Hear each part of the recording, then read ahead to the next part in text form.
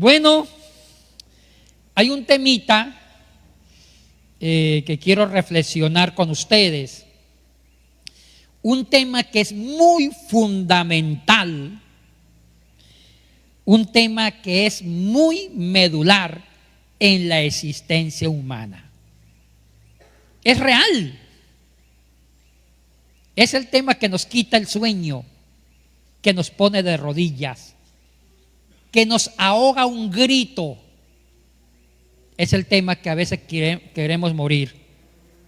El tema del mal, el dolor, el sufrimiento.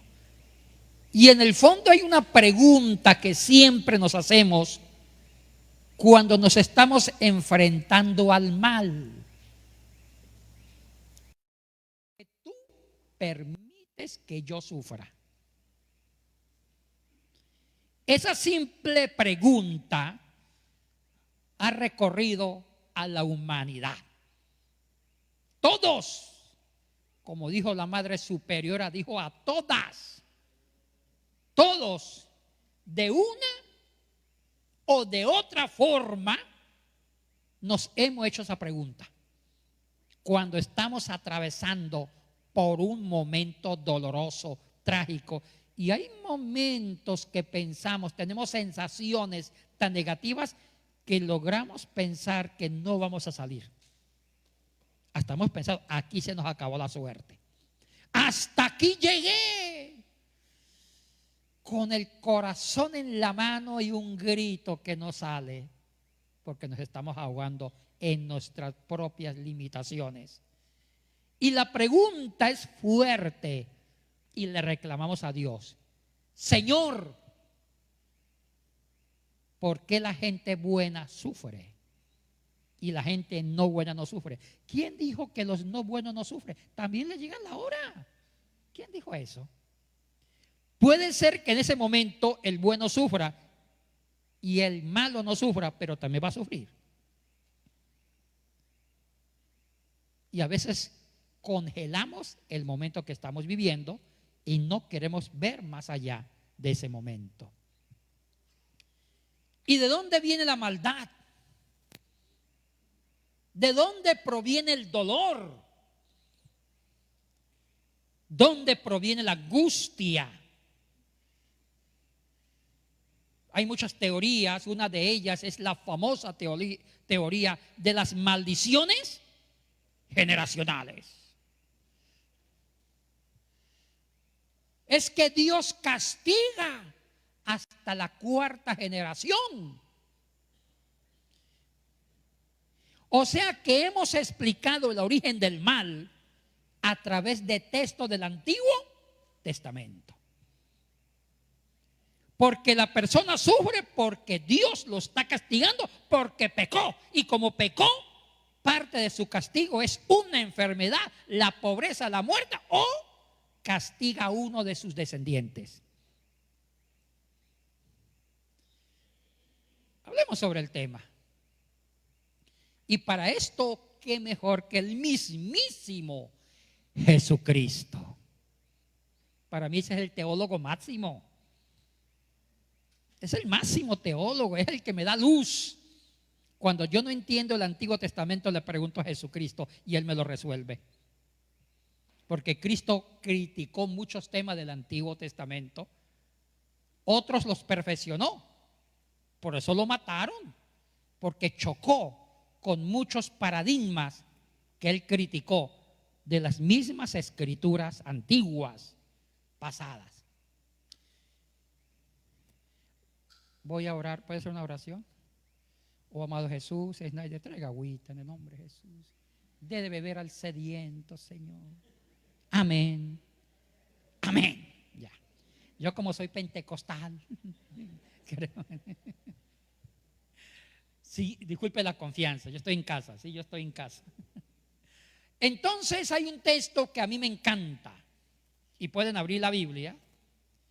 Juan capítulo 9.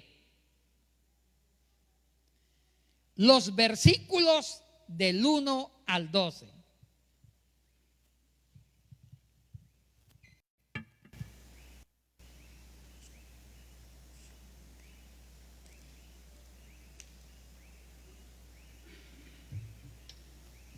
Juan 9, verso del 1 al 12. No lo voy a leer porque es largo y quiero maximizar el tiempo. Ustedes pueden leerlo, yo voy a narrarlo, resaltando algunos puntos.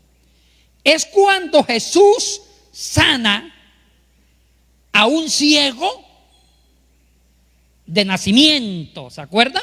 Ahí dice el título, Jesús cura a un ciego de nacimiento. Iba Jesús caminando con su caminadito, bacano él, con sus 12 apóstoles, y me imagino que había más discípulos. De pronto vieron a un ciego. Oiga, yo creo que inspiró tanta lástima para que haya llamado la atención. Un ciego en el camino. Me imagino que estaba pidiendo limosna, caridad. Y de pronto hubo una pregunta. Escuchen la pregunta. La pregunta era la pregunta del montón, del millón. Esa pregunta que hace uno de sus discípulos representaba la teología de las maldiciones generacionales del Antiguo Testamento. Explico esa teología. En la Torá, en el Pentateuco, había una creencia sobre el origen del mal, sobre el origen del dolor. Y cuando una persona sufría, tenía una lepra, era pobre, su mujer era estéril, sus hijos morían, era porque Dios les mandó una maldición y Dios los castigó por un pecado oculto o un pecado que había cometido en contra de la ley, o sea, un acto de desobediencia a la ley. ¿Y cómo se evidenciaba un castigo divino? A través de enfermedades, de pobreza. Lean Deuteronomio 28. Para el Antiguo Testamento y más para la Torá, Pentateuco, Dios era implacable. Bendecía a las personas que se portaban bien, cumpliendo con la ley, siendo fiel a Dios. ¿Y cómo los bendecía? Con bienes materiales. Eso es lo que se llama la teología de la prosperidad. Los patriarcas del Antiguo Testamento eran hombres ricos, tierras, haciendas, hasta mujeres, descendencia, cabras, ovejas, todo tenían, no se enfermaban. Pero si había un pobre y una enfermedad como la lepra, era recontra maldito. Y había un eslogan: Dios no se queda con nada. Si Dios no te castiga a ti, va a castigar a su descendencia, cuarta o quinta generación. Y si había un hombre que de pronto tenía una enfermedad, pero él se portó bien, decía: pero Señor, ¿quién? Yo no pequé. ¿Quién pecaría? ¿Mi hijo? ¿Mi mamá? ¿Mi suegra? Ay, bueno, híjole, recibir una maldición por la suegra, eso sí ya era mucha crueldad. Esa era la teología de aquel entonces. Y eso fue lo que le pasó a Job.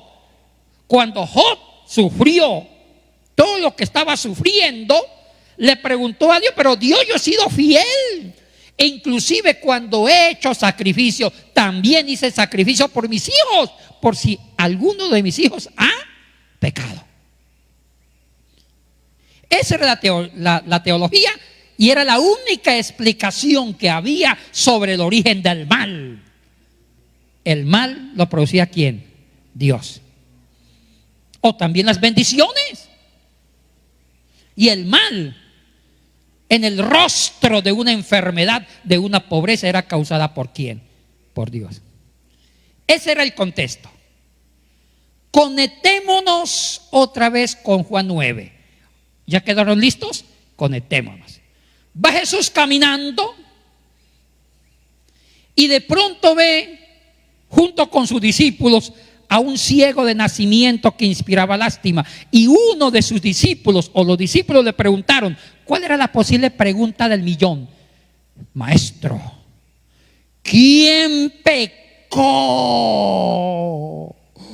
A veces nosotros somos morbosos, hacemos esa pregunta cuando una hermanita tiene cáncer o cuando un hermanito tiene un problema o tuvo un accidente. Lo primero que preguntamos, el morbo. Y lo mismo le pasó a los discípulos. Maestro, ¿quién pecó? Y le salían los ojos para que haya nacido ciego. Era la pregunta del momento. ¿Sabe qué? Me encanta la respuesta de Jesús. Qué tremenda respuesta. Y ellos esperaban que Jesús le dijera: jóvenes, posiblemente pecó el tatarabuelo. Qué viejo para sinvergüenza. O posiblemente la abuelita. O posiblemente él mismo, y Dios lo castigó con la ceguera por un pecado oculto, un pecado, el que sea. Ellos esperaban esa respuesta. Pero lo más sorprendente, que Jesús no contestó como ellos querían que contestara. ¿Sabe qué dijo Jesucristo? Jesucristo rompió con las maldiciones generacionales. Gloria a Dios. Jesucristo dijo: no, nadie pecó. Qué tremenda respuesta. Nadie pecó, nadie, ni él ni sus padres. Cuando Jesús dijo eso, me imagino el asombro de los discípulos, porque Jesús sabía que estaba estaba matando una vaca sagrada. Cuando se matan vacas sagradas, se crea crisis. Y una de las vacas sagradas de la teología del Antiguo Testamento eran las maldiciones generacionales. Era sobre el origen del mal y del dolor. Cuando Jesús mató la vaca sagrada, al decir que nadie pecó, ni ni sus padres, para que haya nacido ciego, entonces la pregunta era más terrible. Entonces, ¿por qué está ciego? ¿Escuchan la pregunta? Si él no pecó, ni sus padres pecaron, entonces, ¿por qué está ciego? Oye, buena pregunta. Y esa es la pregunta que nos hacemos nosotros cuando estamos en situaciones de dolor, ¿sí o no? Cuando perdemos un ser querido, cuando estamos postrados, cuando nos dicen tenemos cáncer terminal, cuando nos dicen hemos tenido una pérdida sentimental, cuando nos dicen hemos tenido una pérdida económica, cuando nos dicen hemos perdido el trabajo. La pregunta es: pero Señor, yo he tratado de hacer lo correcto y he educado bien mi familia en los pies de Cristo. ¿Por qué me pasa eso? Y esa es la pregunta que se sigue repitiendo en toda la historia de la humanidad, y más en el cristianismo. Y la pregunta está ahí, en el aire. Si él no pecó, ni sus padres pecaron, ¿por qué está ciego? Y aquí empieza la tremenda, increíble y majestuosa respuesta de Jesucristo en dos partes. Jesús respondió a esa pregunta en dos partes. Primera, dijo él nació ciego. Y vamos a la traducción Reina Valera: para que la obra de Dios se manifieste. Examinemos esa palabra obra.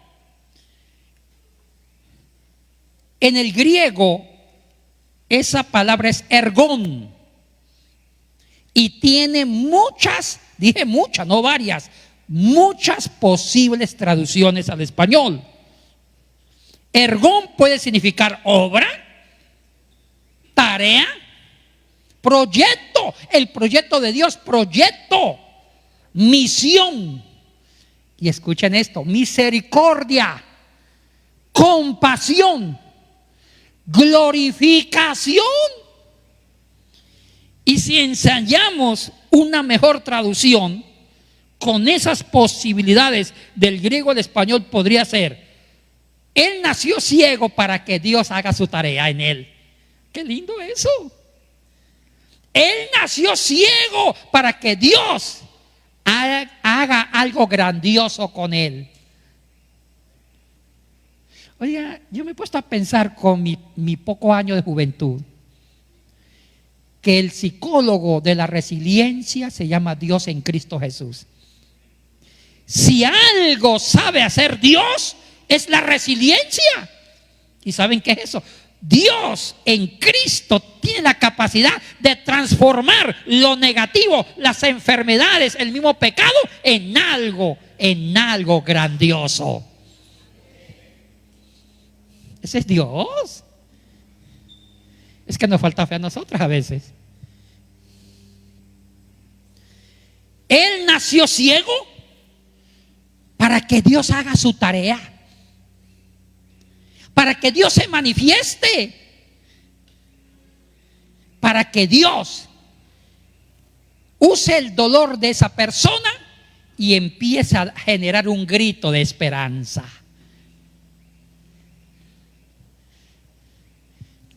Oiga, y podemos seguir buscando traducciones sobre esa palabra. Pero la segunda parte más me gusta: el por qué nació ciego. Y la segunda parte ya no es tanto una palabra de Jesús, es la forma con que curó al ciego.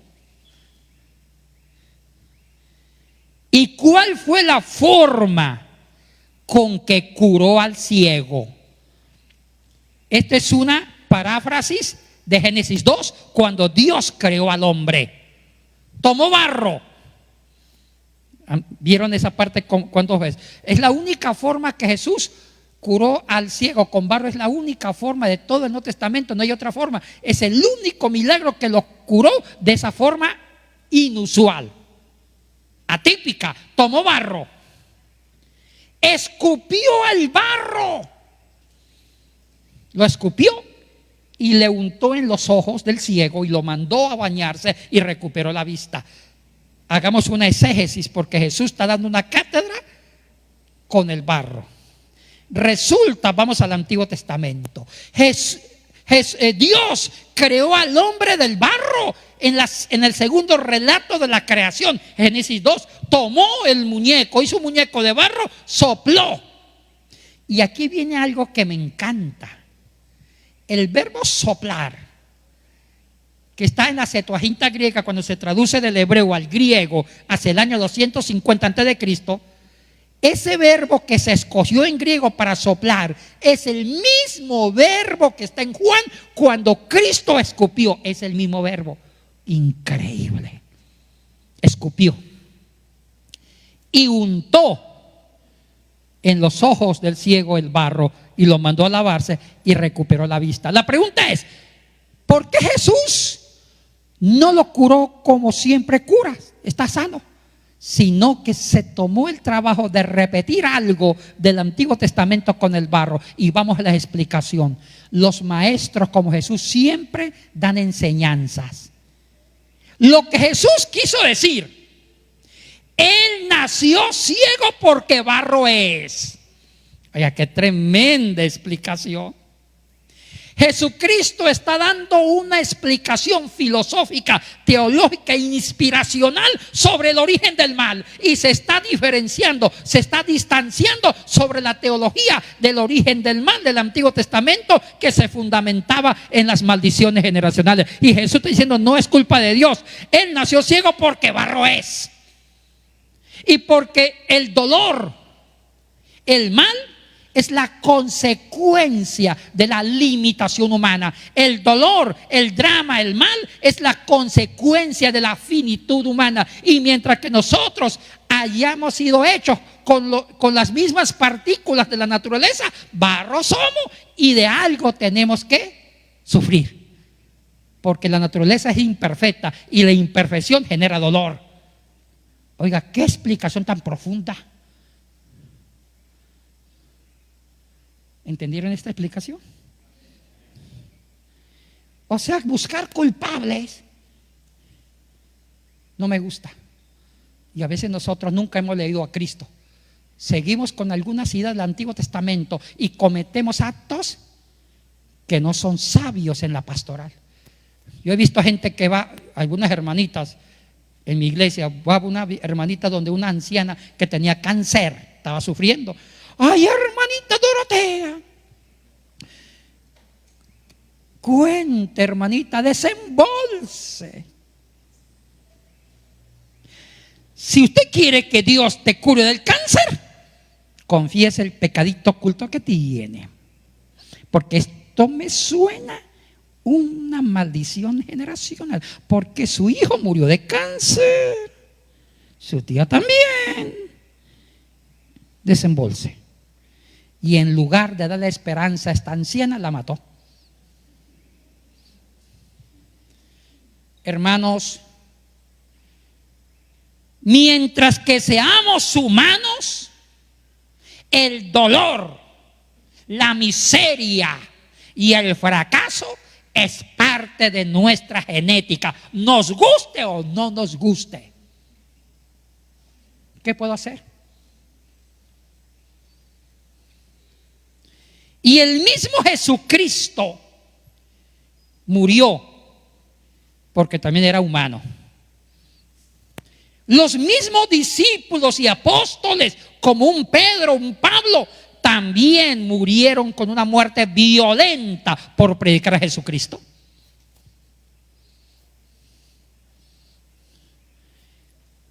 ¿Sabe? Hay algo que nosotros ignoramos. Hay sectas, porque para mí son sectas, que nos venden un evangelio barato. Y dicen, pare de sufrir. Si usted toma un vasito de agua, pare de sufrir. Yo me pregunto, ¿de qué van a morir? Y muchos fundadores de esta secta ya han muerto con cáncer y no pararon de sufrir, se murieron. Y uno de ellos se fue a la cárcel, sufriendo está. No engañemos la naturaleza de la existencia humana. Una vez yo estuve en una crisis de fe sobre este tema. Yo me pregunté, le dije al Señor, Señor, no entiendo. Si yo hubiera sido Dios, menos mal que jamás, menos mal. Si yo hubiera sido Dios, no hubiera mandado a mi hijo a que muriera por la humanidad en la cruz, ni loco. Si yo quisiera salvarlos, sacaría un decreto número 001, todos sean salvos, menos el pastor Snyder y yo. Claro, dígame si él podía hacer eso. Dios podía darnos la salvación sin el sufrimiento, porque es Dios, ¿o no es así? Y si Dios no quisiera salvar a nadie, no hubiera salvado a nadie. Y yo me dije, pero entonces no entiendo por qué se complicó la vida. Igual que los delanteros de la selección Colombia. Cuando van a hacer el gol se enredan y botan los goles. Y Dios mismo se enredó complicando la salvación, mandando a su hijo que lo mataran feo para decir que somos salvos. Yo no entendía hasta que por fin entendí en base a mis experiencias dolorosas. Entendí y ahora amo más a Dios. ¿Y sabe qué entendí? Dios no quiso falsificar la salvación en la existencia humana. Dios mandó a su hijo para darnos una cátedra de no suprimir el dolor, sino qué hacer con el dolor. ¿Escucharon? Dios en Cristo nos dio una cátedra en la cruz y en la encarnación. Y su cátedra no fue suprimir el dolor humano, porque lo vamos a tener, sino que Él mismo sufrió Él mismo vivió el dolor para enseñarnos que el problema no es anular, destruir el dolor, sino cómo entender el dolor. ¿Qué hago yo con el dolor? Y esto es resiliencia, transformar el dolor en bendición, lo negativo en positivo. Si podemos huir del dolor, huyamos, pero si no podemos, nos toca enfrentarlo, esperarlo, y que la paz y el gozo nunca nos lo va a quitar el mismo dolor. Esta frase es linda y me lo enseña el Evangelio y me lo enseña Jesucristo. El dolor visto con los ojos de la fe es redentor. El dolor visto con los ojos de la fe es redención. Y Cristo me enseñó en la cruz a no evitar la muerte mártir. Cristo me enseñó en la cruz de no huir del dolor, sino enfrentarlo, esperarlo, pero hacer una resiliencia, sacar partido del dolor, y que el gozo, la paz y la fe nunca se va a bloquear por el dolor que exista, sino que el dolor nos enseña a ver la vida desde otro color. Es que a nosotros nos enseñaron un concepto negativo del éxito. Nosotros comparamos el dolor con el éxito. ¿Qué es el éxito para el siglo XXI en base a una sociedad del consumo, oferta y demanda? Nos enseñaron que el éxito es cero dolor, cero sacrificio, cero fracaso. Y el éxito es que yo invierto mi juventud, mi vida, trabajando para el éxito. El éxito que es tener una cuenta bancaria grandísima, tener muchos títulos y tener, qué sé yo, muchas comodidades. Pero yo he visto personas que lograron ese aparente éxito y se sienten miserables, y muchos de ellos se suicidan. Pregúntenle a los artistas grandes de farándula cómo han muerto con sobredosis, y algunos de ellos se han suicidado porque consiguieron el éxito como el mundo nos enseña: prestigio, fama, fortuna, y aún así se sentían desgraciados. Pero no es el éxito de esa manera. El éxito y la felicidad se construye cada momento. Cuando yo aprendo a ver el dolor con los ojos de la fe y voy viendo el dolor como una forma de entender mi vida y entender la existencia de los demás. Y la fe es la mejor maestra que me enseña a ir mutando, transformándome, renovándome en medio de mis adversidades. Porque el éxito no consiste en un paraíso de ausencia de dolor y de problemas, de sufrimiento. El éxito más grande es cuando yo sé qué hacer con el dolor. El éxito más grande es cuando yo sé cómo enfrentar mi crisis. El éxito es cuando yo sigo ganando aunque tenga crisis. Y para el apóstol Pablo, cuando uno lee esa tremenda carta a los romanos, que es una teología de la salvación, porque es el libro más sistemático de todo el Nuevo Testamento de Romanos, es una teología sistemática. Cuando él trata el tema de la justificación, Pablo dice que uno de los resultados de la justificación es mantener la alegría en medio de las tribulaciones. ¿Escucharon eso? Es mantener el gozo, la confianza y la fe en medio del sufrimiento. Eso es éxito. Pero si ustedes quieren tener éxito sin tener dolor, pues se equivocaron de existencia. Están perdidos y me dan pena los que piensan así. El éxito es saber vivir en medio de los obstáculos. Y el que lo logre, considérese afortunado. Y le llamaré maestro. Hermanos, la fe juega un papel muy importante en la vida de nosotros. La fe es definitiva para transformar, entender y mantener la paz en medio de una situación adversa. ¿Qué es la fe? La fe, ¿sabe qué es para mí? Es caminar con el corazón partido por culpa de un dolor, sea enfermedad, sea una crisis económica, inclusive hasta mi pecado personal me lastima, mi pecado me tira al suelo y me causa dolor. Y aún así camino con el corazón destruido por un túnel oscuro que a veces no veo ni siquiera una pequeña luz en el fondo. Pero llega un momento que sigo avanzando y llego al borde del abismo con el corazón en la mano preguntando: Dios, ¿dónde estás? Y uno le pregunta a Dios, ¿dónde estás? Cuando está viviendo el peor momento de su vida. Y uno ve que llegó al borde del abismo. Y aquí es donde la fe nos dice: tírate al abismo, lánzate y descansa. Entonces uno da un salto de fe hacia el abismo, confiando ciegamente que Dios te va a acoger. Eso es fe. Llega un momento que uno ya no quiere pensar, porque el dolor te bloqueó la razón, porque el dolor te quitó las posibilidades. Y por una parte me alegra que pase eso, porque lo único que queda es dar un salto de confianza absoluta para caer en los brazos de Dios y descansar aunque el mundo se caiga a pedazos.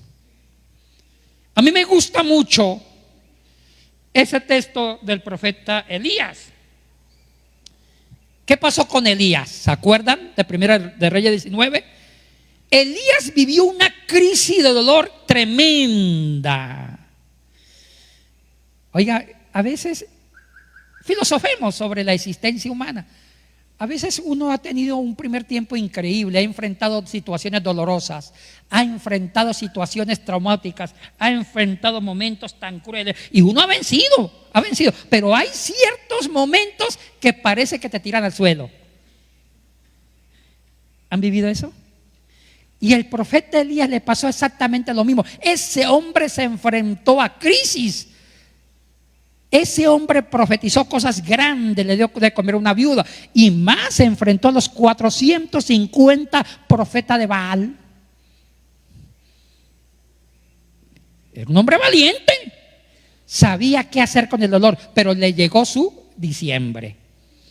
Una mujer, Jezabel, ese fue su tremendo dolor. Le dijo con un mensajero a Elías: Elías, si mañana no desaparece en este momento, yo lo mato, porque lo mato, pierde. Y él lo hacía. Esa mujer era de armas temer. Era una suegra embravecida. Era tremenda esa mujer. Y por primera vez en su vida, Elías tuvo miedo y quiso morirse. Y él pensó retirarse del ministerio y caminó y se fue a acostar en un árbol. Oiga, eso le pasa a las personas que viven un dolor intenso. Refugiarse en un mecanismo de defensa que se llama sueño. Y se acostó a dormir. Dijo él: de aquí no me paro, de este arbusto grande. ¿Y sabe qué es lo que me gustó de esa narración? La actitud de Dios. Dios no pensaba como Elías. Elías ya se jubiló. Dijo: de este problema yo no me levanto y no me quiero levantar porque ya estoy acabado. Elías pensaba que se jubiló de la profecía.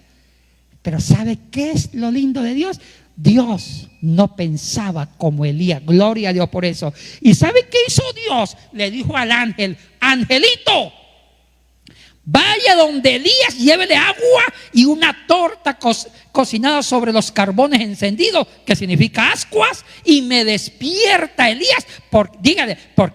Dígale, coma, levántate, porque todavía te espera un largo camino. Y eso te dice Dios a ustedes.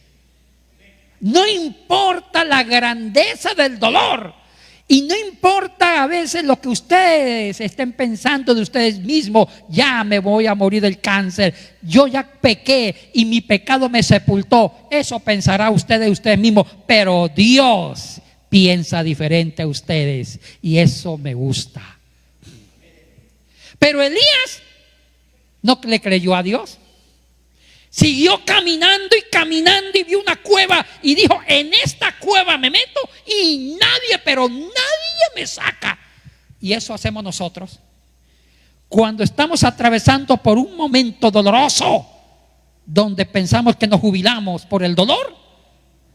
Nos metemos en nuestras propias cuevas y no queremos salir de nosotros mismos. Y queremos que nadie nos moleste. Y muchas personas han dicho: yo quiero irme a un lugar desértico, a una isla donde nadie me conoce, porque hasta vergüenza me da por lo que hice, o también la enfermedad que tengo me da vergüenza y ya no quiero estar con la gente, quiero aislarme del mundo. Nos encerramos en nuestras propias cuevas, como Elías lo hizo. ¿Y sabe qué le dijo Dios? Dios no le dijo a Elías: ay, pobrecito muchachito, qué lindo, ay, Ruru, y no le cantó: duérmase mi niño, duérmase mi sol, y no lo protegió. ¿Sabe qué le dijo? Le dijo Dios a Elías: Elías, sal de esta cueva ya, porque te necesito. Y lo mismo le dice a ustedes. No importa la situación por la que estén pasando, van a salir de esa, porque siempre Dios nos da un segundo tiempo en nuestra vida donde haremos cosas más grandes que nunca hicimos en la primera parte de nuestras vidas. Y aquí viene algo que me gusta, y ya voy cerrando, porque se despertó Dorotea. Dorotea es una lombriz que yo tengo, una solitaria que me pide comida. Aquí viene una parte que me encanta.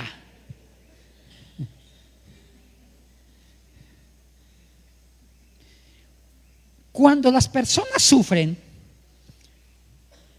una de las sensaciones que nos pasa en nuestras vidas es sentir la presencia de ¿quién? De Dios. Señor, ¿dónde estás? Uno hace esa pregunta. Cuando los hijos de Dios sufren, lo primero que queremos, hacemos varias preguntas. Primero es: ¿por qué me pasa esto? Y segundo, ¿dónde estás? Y queremos sentir que Dios pise fuerte para decir: ahí está Dios conmigo. Y eso le pasó a Elías. La última parte de ese episodio de Elías es bonito. Elías pensaba descubrir a Dios en varios fenómenos fuertes. Hubo un terremoto que sacudió la tierra y Elías creía que Dios estaba en el terremoto para decir: Dios está aquí, pero no estaba en el terremoto. Hubo un viento fuerte y Elías pensó que Dios estaba ahí, pero tampoco estaba en el terremoto ni en el fuego. ¿Sabe dónde estaba Dios? En un silbo apacible que ni los sentidos internos y externos los podían percibir. En el momento más doloroso de nuestra existencia finita, Dios siempre está con nosotros en el silencio de nuestro corazón. Lo que pasa es que nosotros no nos damos cuenta porque estamos entretenidos de buscando respuesta y queremos ver a Dios caminando fuerte, pero Dios siempre estuvo ahí en el silencio del dolor. Lo que pasa es que nunca nos dimos cuenta porque estábamos entretenidos lidiando con la miseria humana. Hermanos, qué lindo milagro que Jesús hizo en Juan 9. Nadie pecó, ni ni sus padres. Él nació ciego porque es barro. Y el que es barro. Y de una u otra forma afloramos nuestra finitud. Había una mujer muy bella, insoportablemente bella. Y yo dije: esta sí que es perfecta. Y descubrí una falla, era bruta. No era inteligente, eso era su error, era su barro. Imagínense, ella con 70 años ya no iba a enamorar a nadie y de esto no iba a vivir. Snyder, Dios nos ha dado otras cualidades. Tal vez no ha sido la belleza. Tenemos otras cualidades. Yo tenía un amigo que era bien feo, pero feo. Era tan feo que yo al lado de él era insoportablemente bello. ¿Cómo sería de feo? ¿Cuál era su finitud? Ser feo. Y aunque sea chiste esto, él sufría por ser feo. Y él me decía, Yatensi, yo no puedo conquistar una mujer, yo no me puedo casar, porque ninguna mujer se va a fijar en mí. Y yo decía, ten paciencia, hijo mío. En cualquier momento aparecerá una mujer de fe. Y aunque suene chiste, él sufría, porque su finitud era la feura. Pero él no se daba cuenta que Dios lo dotó de un cerebro grande. Era extremadamente brillante. Y se casó con una mujer muy hermosa y muy noble, una gran mujer. Y yo no le pregunté a Sofía, ¿qué fue lo que le vio a mi amigo? Y ella me dijo, Yatensi, le vi el cerebro en bikini. ¿Lo atrajo con algo?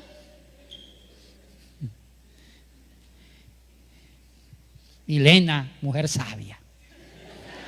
Ahora bien,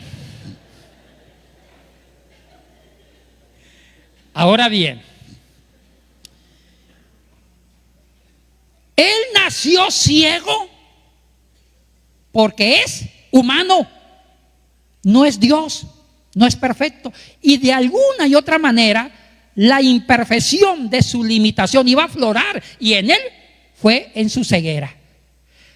Y aquí nace la grandeza de Dios.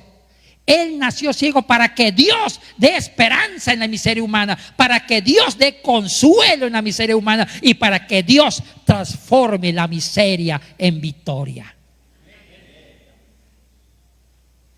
Hermanos, no importa los problemas que tengan, no los conozco, enfermedades. Pueden ser que estén pasando por enfermedades que ustedes mismos dicen, esa enfermedad superó mi limitación, no puedo. Pues van a poder, porque eso va a pasar. No hay ninguna enfermedad eterna que dure más de 100 años. Tiene una caducidad. Y ustedes, en una forma misteriosa y compleja, en un misterio de fe, van a superar su desgracia. Porque Dios va a estar ahí obrando en sus vidas. Mantén la fe puesta en Dios, porque la fe es un acto de confianza. Y siempre Dios nos dará una segunda oportunidad, un segundo tiempo para que nos toque hacer cosas más grandes que no hicimos en el primer tiempo. Y a veces nos toca jugar el fuego de la vida, salir a un segundo tiempo donde hicimos malas cosas en el primer tiempo, donde nadie cree en nosotros. Y aquí está la grandeza de Dios en mi vida, porque Dios hace la misión en mi vida, porque Dios, como le dijo Cristo a los discípulos, Él nació ciego para que Dios haga su tarea en Él. Pues también Dios va a hacer la tarea en mí y en ustedes. Y aunque ustedes han tomado malas decisiones, Dios le dará un segundo tiempo y ustedes tendrán que salir al mismo estadio a jugar contra los mismos adversarios y a cambiar la historia de su vida. Y ahí está Dios con ustedes.